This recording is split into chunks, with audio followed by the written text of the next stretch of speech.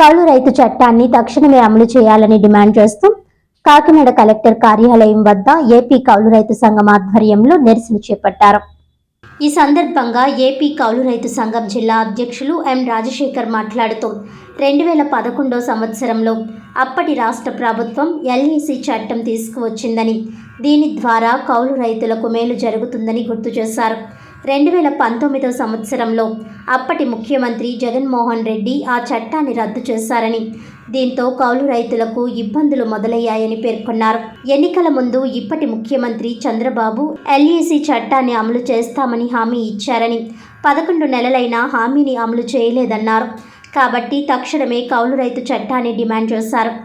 నిరసన కార్యక్రమంలో ఏపీ కౌలు రైతులు సంక్షేమ సంఘం జిల్లా కార్యదర్శి వల్లు రాజుబాబు, జిల్లా నాయకులు ఎడ్ల కృష్ణార్జున, పాలెపు ఈశ్వర్రావు, దడాల అబ్బులు తదితరులు పాల్గొన్నారు.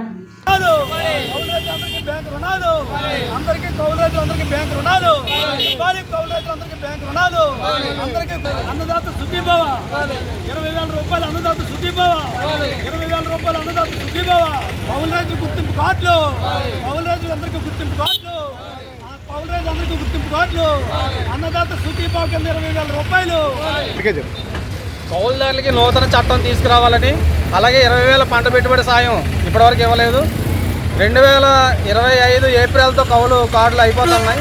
కాబట్టి పంట పెట్టుబడి సాయం అన్నదాత సుఖీభావ 20,000 ఇస్తామని చెప్పి అంటున్నారు. మే నెలలో కార్డులు ఇస్తే కౌలుదారులకి ఏ రకమైనటువంటి న్యాయం జరుగుతుందని చెప్పి మేము ప్రశ్నిస్తూ ఉన్నాం.